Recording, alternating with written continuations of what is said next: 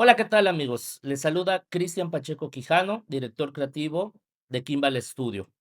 El día de hoy queremos agradecer a Tony por la invitación y a Brandy por esta oportunidad de compartir esta información. Algo que tenemos nuevo es que decidimos mostrar un material que es muy poco frecuente que los despachos enseñen en algunos casos. Lo que queremos presentar es cómo se justifica un trabajo al final, cómo se le muestra al cliente, y vamos a hablar acerca del proyecto de Nativo Gifting. También quiero saludar a toda la audiencia, por estar participando en este evento que año con año estamos realizando. Bueno, pues sin más preámbulos, arrancamos. Este proyecto se llama Nativo Gifting, fue presentado este año en la fecha de mayo. Y la primera imagen que vamos a presentar siempre cuando hablamos de un proyecto, esto obviamente es producto de las entrevistas de trabajo. Hacemos nosotros un pequeño cuestionario y le preguntamos al cliente cuáles son sus objetivos, cuáles son los alcances, bueno, todo lo que debe tener un brief. Sin embargo, siempre le hemos dicho a los clientes, esta es la primera diapositiva que se muestra en cada una de las etapas, que son 5 etapas de un proyecto, y esta diapositiva que están viendo se genera a partir de la información que el cliente nos proporciona. Nunca vamos, como despacho de diseño, a adivinar, o a prejuiciar, o a inventar cualquier tipo de información. Esta la tiene que generar el cliente, pero algo que dejamos muy en claro es que a partir de la valoración, o a partir de los parámetros que se generan de la información que nos proporcionan, nosotros tomamos decisiones de diseño. Al final siempre hemos dicho que para Kimball Studio el diseño es un proceso de estrategia, ¿no? Entonces vamos a observar un poquito, ahorita les platico de qué va este proyecto, pero vemos ciertas escalas donde tenemos valores opuestos como algo emocional, racional, algo accesible, algo premium, una imagen moderna, una imagen clásica o tecnológica, artesanal, local, global, individual o social. Los parámetros pueden cambiar, también se puede decidir aumentarlos o reducirlos, y en este caso podemos ver cómo estos valores van variando de acuerdo a estas necesidades del cliente. ¿Por qué? Reitero, siempre mostrarlo primero porque nos va a permitir explicarle al cliente más adelante por qué se tomaron esas decisiones en cuanto a selección tipográfica, a elección de colores, cualquier decisión de diseño debe de obedecer a la respuesta de una necesidad, ¿correcto? Bueno, vamos a hablar un poquito de este proyecto. Cuando llegan a nosotros, y esto es bien curioso porque muchas veces los clientes llegan al despacho por redes sociales, algunas veces por recomendación, y sin desearlo hemos generado un tipo de estilo que podría llamarse como neomexicano, por decirlo de alguna manera, y este cayó como anillo al dedo, ¿no? Me voy a permitir leerles un poquito de lo que es el brief, de lo que es el contenido de la esencia del cliente. Este es un cliente que se dedica a facilitar objetos artesanales para empresas que deseen hacer regalos exclusivos. Entonces, tenemos 2 áreas muy importantes, las manos artesanas, de que son productos hechos a mano, pero también son productos que son realizados para eventos donde se entregan reconocimientos o donde se entregan este tipo de regalos ejecutivos, como les llaman, ¿no? Y cuando nosotros estuvimos platicando con el cliente, pues, obviamente la pregunta era: ¿cómo te defines? ¿Cuál es tu diferenciador? Dice, el objetivo de Nativo Gifting es sobrepasar la expectativa que se genera al recibir un obsequio inesperado. Para la realización del símbolo se tomaron 2 representaciones emblemáticas de las máscaras de la cultura prehispánica de nuestro país. La primera corresponde a la máscara de Malinatepec, hallada en el estado de Guerrero, pero también relacionada con la cultura teotihuacana, la cual eh, en este elemento, perdón, simboliza el nexo entre lo terrenal y lo divino. La segunda referencia corresponde a la llamada carita sonriente provenientes del centro de Veracruz. Estas piezas de barro representan el culto a las deidades de los alimentos, el juego, la celebración y la prosperidad. Tratamos de buscar, obviamente, elementos representativos, ¿no? El resultado final es un símbolo que evoca la emoción y la alegría de recibir una sorpresa, con un sentido de misticismo y tributo a México prehispánico y a todas las culturas precolombinas de América. Al final, Nativo Gifting, como su nombre lo indica, son regalos. Y cuando nosotros trabajamos en esta idea de qué esperas cuando tú das un regalo, es justamente la sorpresa. La sorpresa fue parte vital del desarrollo. Entonces, le presentamos en una primera entrevista al cliente un mood board, algo que tengo que mencionar también. Esto que están viendo es la presentación final. Nosotros vamos a hacernos presentaciones intermedias, donde de alguna manera le vamos diciendo al cliente, oye, en esta primera intervención, este es el camino que queremos seguir. Y es el cliente quien nos dice si estoy de acuerdo, no estoy de acuerdo, vamos a regresar al brief o damos luz verde para avanzar. De tal manera que nunca hay, irónicamente, ¿no? La presentación no es una sorpresa. Ya sabe el cliente qué va a recibir porque ya hemos trabajado con él en previas presentaciones esta información. Entonces acá tenemos dos elementos. No queríamos utilizar exclusivamente una idea, porque sentíamos que se podía confundir con algo más relacionado, a lo mejor un mezcal. Queríamos era que algo que sí efectivamente fuera reconocible como algo mexicano o como algo prehispánico, pero no específicamente reconocible, ¿no? Que no podía ser exactamente esta máscara. Entonces, al final usamos esta combinación, una por el diseño, la segunda por el contexto de estas caritas sonrientes que están hechas en barro, ¿no? Okey, ya después me voy a salir un poquito acá porque tenía esta imagen pendiente, esta ya no estaba acá, pero sí es muy importante que les mostremos, bueno, acá pueden ver un poquito, esta es una previa, justamente donde ya le decíamos al cliente, se podría hacer una exploración de ideas. En esta imagen que están viendo ustedes ahorita en pantalla, una de las preguntas que nos hacen los clientes: "Oye, ¿cuántas propuestas nos van a entregar?". Yo siempre les digo: "Una propuesta nada más". ¿Por qué? Porque obviamente el llegar a esta propuesta, pues, obedece a semanas de investigación, de desarrollo, y es cuando, a partir de la primera entrega, el cliente ya sabe hacia dónde vamos. Esto es un boceto hecho a mano totalmente, pero ya sabe que vamos a utilizar una figura, vamos en plasta, que va a ser geométrica. Y es aquí donde se exploran la forma de los ojos, la forma de la cabeza, si va a tener orejas, qué forma va a tener. Le decimos siempre al cliente, puede haber 4, 5, 6, 10, no hay un número definido, pero importante para nosotros, todas son bajo la misma idea. Y en una segunda entrega, pues ahora sí, ya tenemos un diseño establecido y es ahí donde se hacen estas diferentes interacciones o podríamos variaciones, pero importante, siempre sobre la misma línea creativa. O sea, a este nivel, si el cliente nos dice, oye, ya la máscara ya no nos gustó, ¿será que podamos utilizar a lo mejor la figura de un animal? Esto sería regresar al proceso de diseño y obviamente involucraría más tiempo y por supuesto tendría que impactar en el tema de los honorarios. Pero bueno, regresamos acá, mostramos el boceto, nos aprueban el boceto y ponemos ciertas especificaciones, ¿no? Donde dice la forma de la máscara es una fusión entre la máscara de Malinatepec y las caritas sonrientes de Veracruz. Es una especificación. El tocado es prehispánico, el ojo guiñando. Yo sé que esta es una solución que se ha utilizado en innumerable cantidad de propuestas creativas, no estamos inventando el hilo negro. Sin embargo, nos pareció un detalle interesante para algo que absolutamente tiene que ver con cualquier cosa prehispánica, estamos hablando de regalos, ¿no? El trazo simple y geométrico permite que la marca pueda ser reproducida sin problemas en medios digitales o impresos. Recordando que en el estudio nosotros manejamos 3 parámetros específicos, le denominamos unidad triádica. La unidad triádica tiene que tener 3 parámetros. El primero es que tenga iconicidad, o sea, ver esto y relacionarlo inmediatamente con México, se cumple obviamente por el estilo, por los colores, por la forma, etcétera, etcétera. La segunda la vamos a ver más adelante aplicada, que es la consistencia gráfica. ¿Y a qué nos referimos cuando hablamos de consistencia gráfica?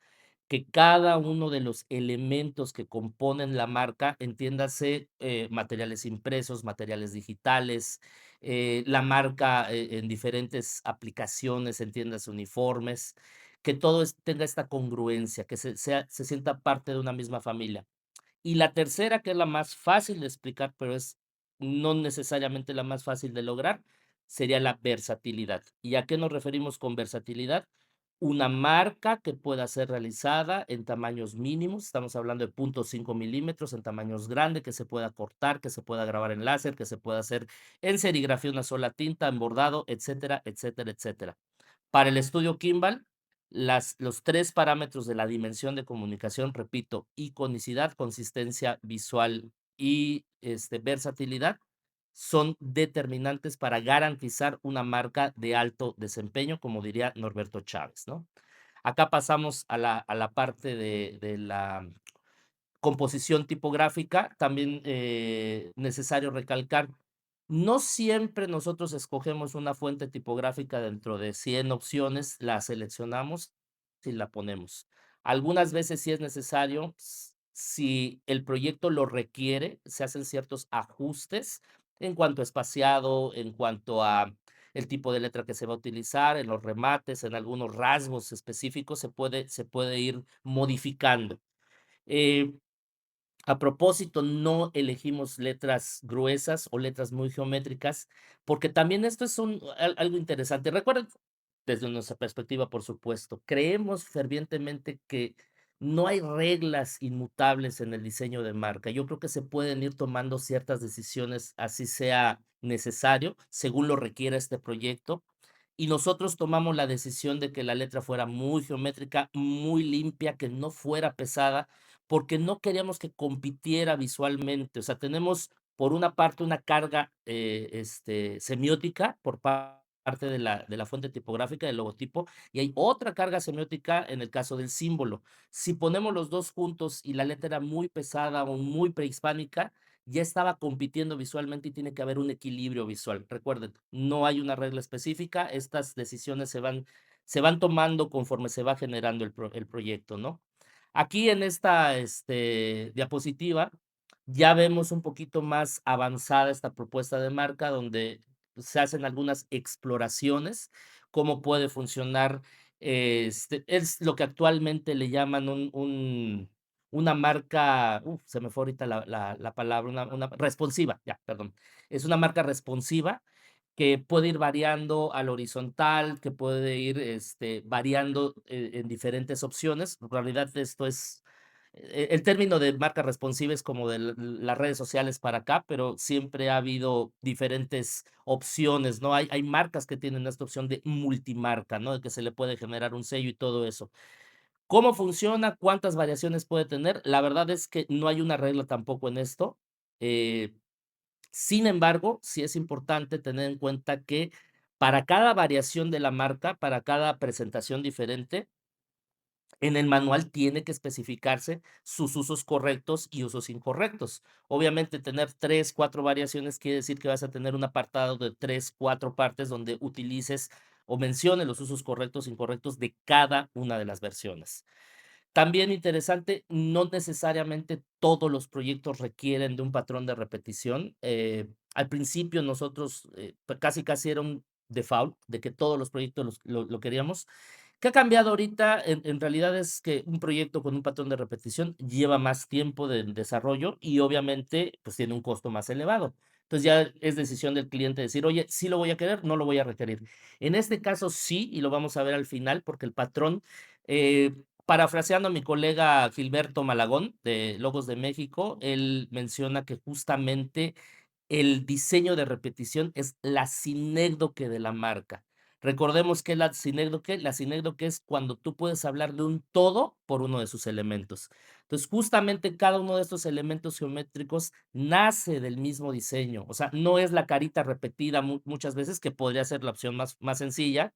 No digo que esté mal, pero pues decidimos ir un poquito más allá y escoger cada uno de los elementos geométricos y a partir de ahí generar un símbolo que nos iba a servir más tarde, ¿no? En este momento también están fijándose de que la propuesta hasta cierto punto es monocromática, sí es parte de la identidad, en este punto ya se tomaron decisiones de colores, pero también es importante mostrar al principio una marca en esta versión monocromática para que los colores no distraigan o incluso puedan perjudicar a la selección. Ha habido casos de repente un cliente dice: "Oye, me encantó, pero lo pusiste de color amarillo, no me gusta el color amarillo". Entonces, siempre hay que dejar la parte de los colores una vez que haya sido aprobada la marca y su logotipo, ¿correcto? Acá vemos cómo se formó el patrón de repetición, bastante sencillo, y tenemos la primera combinación. Es un ejemplo que hemos visto en muchos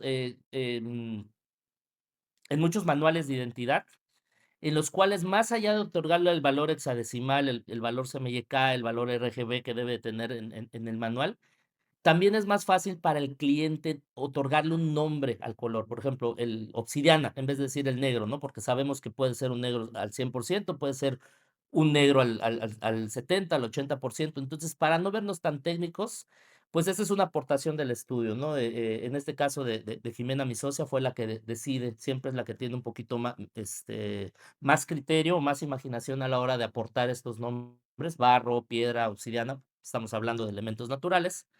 Pero también, y siempre se habla, ¿no? De que lo primero que pensamos cuando pensamos en México es color.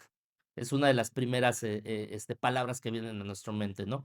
Entonces, se le dan nombres, parece catálogo de cómics, ¿no? El piquín, el bugambilia, el turquesa, el cempasúchil, el granate, pero son colores que, por cierto, el granate, si no estoy mal, es color del 2025, si no me equivoco, o del año que viene, pero no estábamos tan mal, ¿no? Buscamos combinaciones. Tratamos de que no estuvieran tan saturados estos colores también porque tiene mucho que ver con la línea. Recuerden, letras, colores, formas geométricas hablan.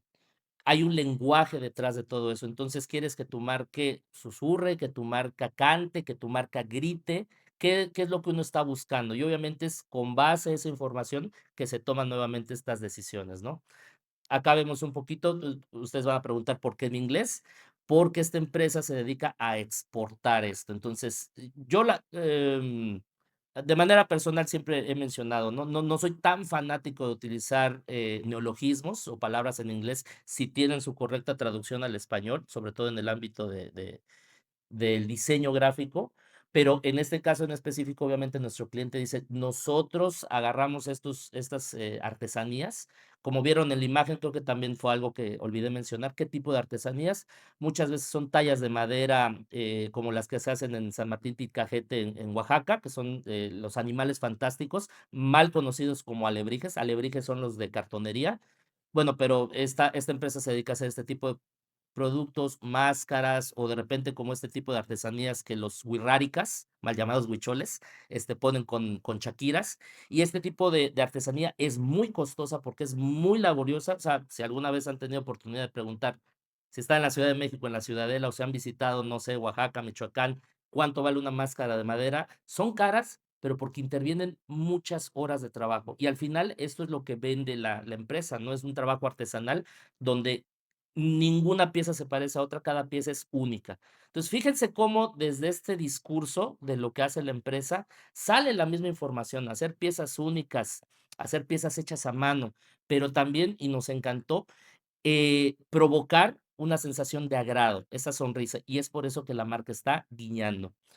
Hablábamos de multimarcas, en este caso se hicieron una serie de gráficos auxiliares, que este es el nombre correcto, porque si bien no es oficialmente la marca, son, por ejemplo, sellos o estampillas que esto van a ayudar a nutrir esta comunicación. Son elementos que si bien no son oficiales, sirven para decorar, para que no sea tan repetitiva la marca, ¿no? Entonces, se intentó buscar este estilo de los sellos de correo, cuando vas a enviar un paquete, de un país a otro y le van poniendo los sellos, ¿no?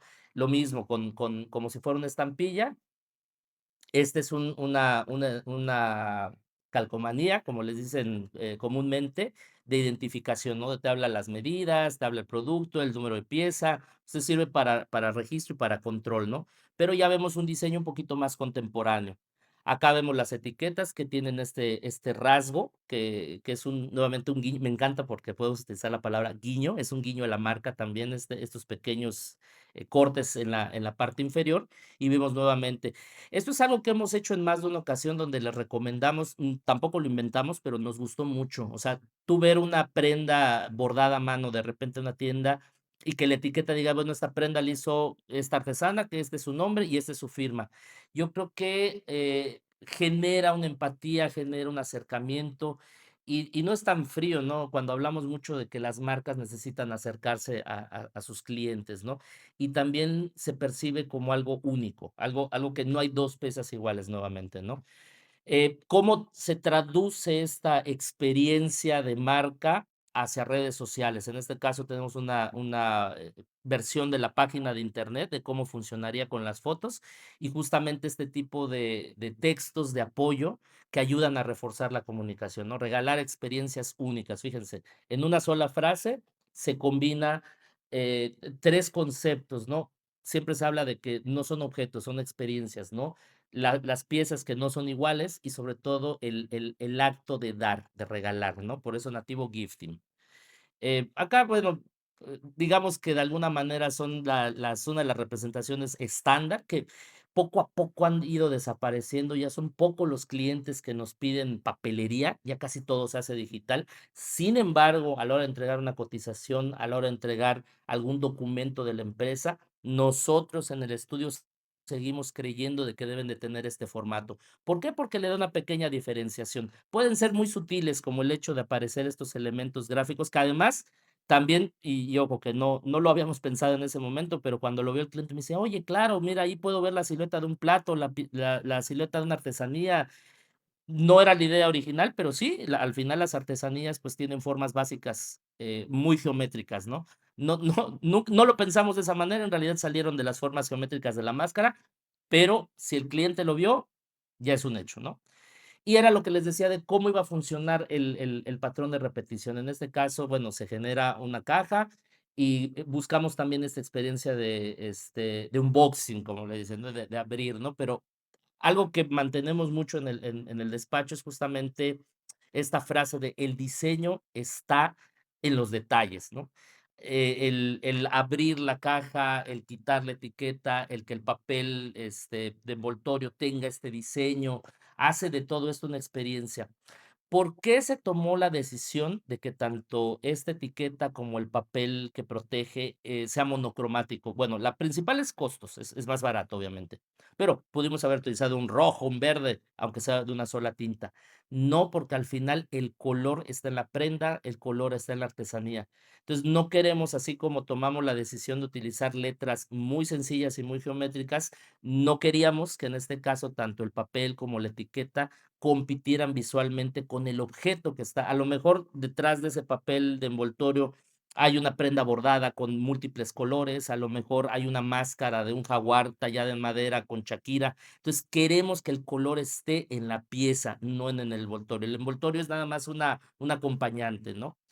¿Cómo, le planteamos justamente las cajas? Acá, pues, obviamente, muchas de las cajas, cuando se mandan a hacer, se pueden imprimir en una sola tinta, puede ser café, negra o blanco.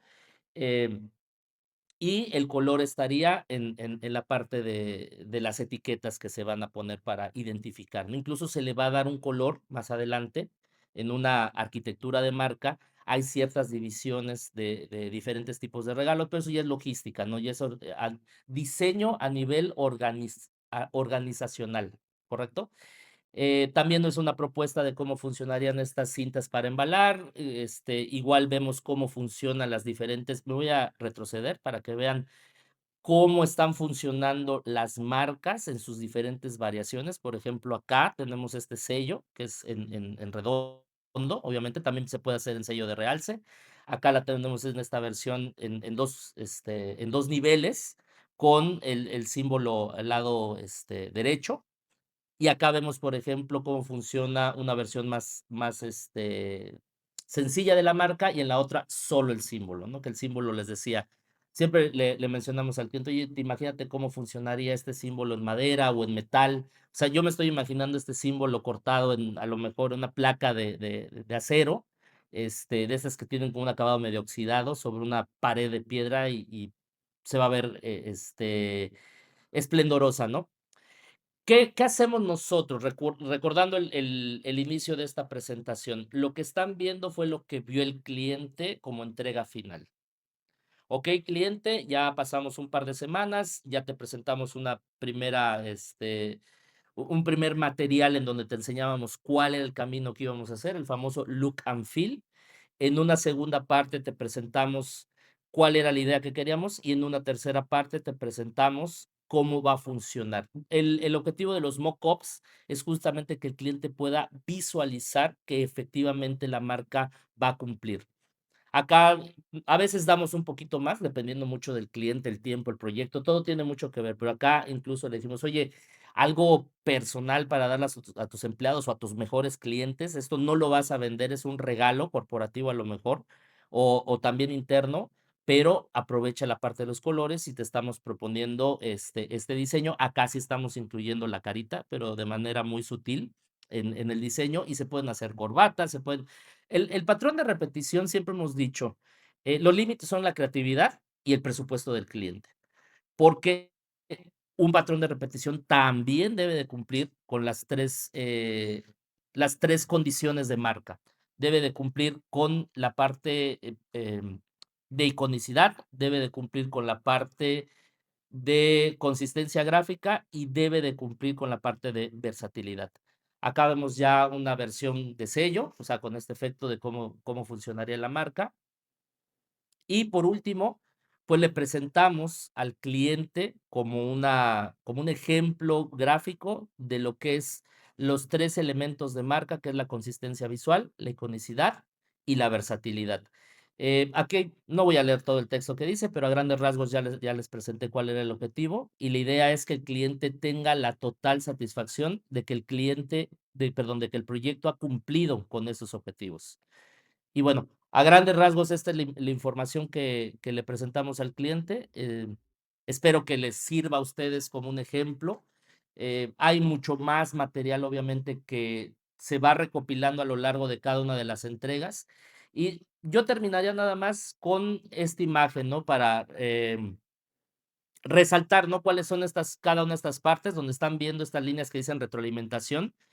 Puede el cliente decidir que tengamos una videollamada con él o una reunión presencial, dependiendo del caso, pero la primera fase es identificar el problema, la segunda fase es investigar acerca de este problema, o sea, recopilar toda la información necesaria. La tercera es analizar toda esta información, saber qué sirve, qué no, ir eliminando lo que sobra, la paja, y dejar toda la información importante. A partir de allá, del número 3 es donde se empiezan a tomar las decisiones de diseño. Entonces, ya se hace el boceto, se le presenta el boceto al cliente, lo aprueba y por último, la fase de desarrollo. Son 5 fases de diseño. En nuestro caso, nosotros nos inspiramos en la metodología de la investigación y es a partir de este sistema que nosotros desarrollamos. Puede ser que en cada una de estas fases tengamos una entrevista con un cliente donde tengamos un avance y al final esta presentación que están viendo ustedes es el resultado de las presentaciones anteriores, una recopilación. Por eso algunas veces hay información que puede quedarse de fuera porque es información que el cliente ya vio. Importante que sea muy directa, muy sencilla, muy poco texto, pero todas las decisiones de diseño justificadas.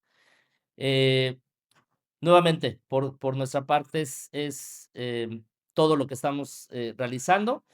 Les invito a continuar con el evento de Brand Day. Hay muchos, invitados con mucho contenido interesante. Agradecerle nuevamente a Brandiosas por esta invitación, a Tony por esta invitación y por supuesto que los queremos ver el año siguiente. Hasta luego.